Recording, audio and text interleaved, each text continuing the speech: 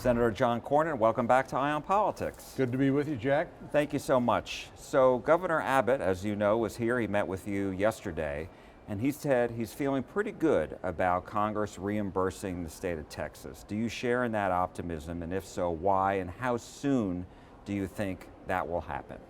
Well, I do share in his optimism. We have a record of delivering for the state of Texas when at times of natural disasters, or in this case, a man-made disaster, which was the last 4 years of border policy by the Biden administration.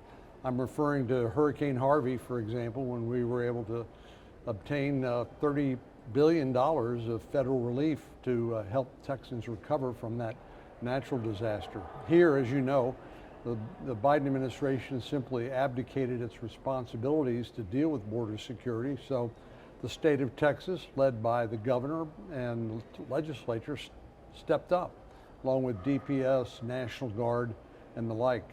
And the record's pretty impressive. The number of immigrants arrested for committing crimes, those repelled and kept back from coming, the amount of fentanyl, which is the leading cause of death for 18 to 45-year-olds in the country, the number of fentanyl pills captured. So, but this is a federal responsibility. It's not the state's taxpayers' job to pay for this.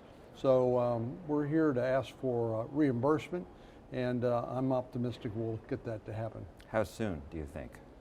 Well, you know, there's probably a number of legislative vehicles, one of which is the budget and budget reconciliation, which is something we're currently engaged in the House and the Senate. But there's also going to be other disaster relief requested by, for example, California as a result of the terrible fires that they've experienced. Then there's a continuing resolution or appropriations process that will take place at the end of March. So I think it will happen relatively soon. And so far, I think people in the Trump administration, including the president himself, appreciate and understand the sacrifice that Texans have made and understand it's only fair to see the state reimbursed.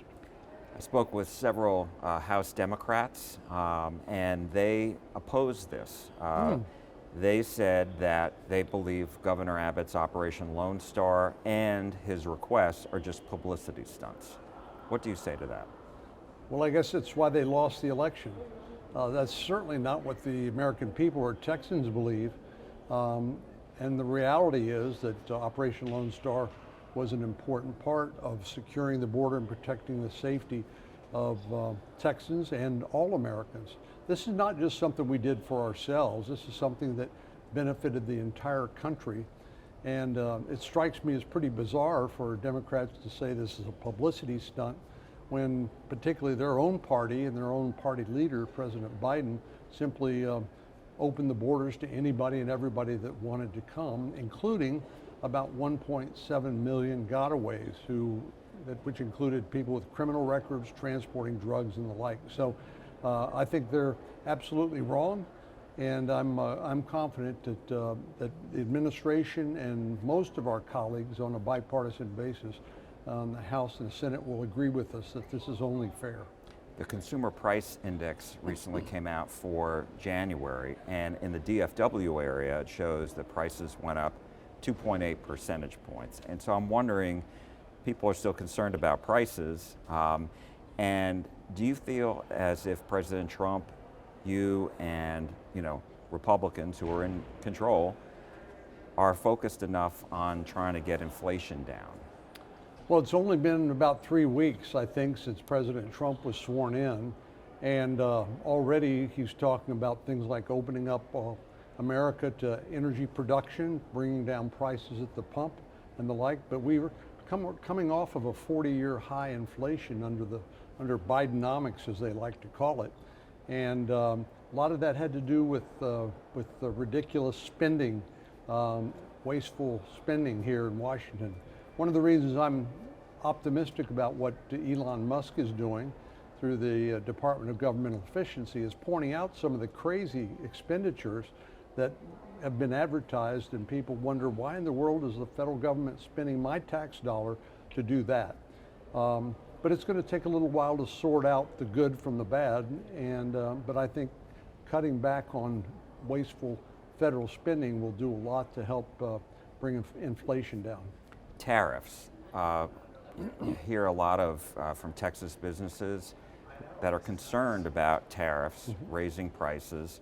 We know we're in a 30-day cooling off period between for Mexico and Canada having 25% tariffs put in place by the U.S. And so I'm wondering, have you heard from Texas businesses who are concerned about this, and what is your message to them?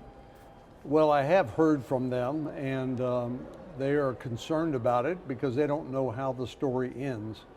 But I was personally glad to see President Trump able to negotiate a 30-day pause with the enhanced tariffs for Mexico.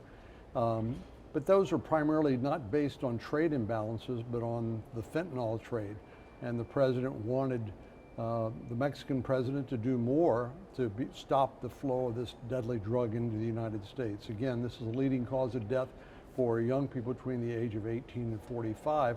And I've spent many days with parents at various schools around Texas who lost their children to fentanyl poisoning, not knowing that they were taking a counterfeit pill. So we'll have to see how this ends. We know President Trump is a world-class negotiator. Sometimes he starts out with a big, bold demand and then ultimately resolves it in somewhere in the middle. But I think we don't know exactly how this will end. But there's no doubt these tariffs can have an impact domestically on prices, and I think he's going to have to take that into account as well. Last question on the Department of Government Efficiency, which you just brought up before. Democrats are really sounding the alarm. They call it Elon Musk's shadow government. What do you say to that? Are any of their concerns legit?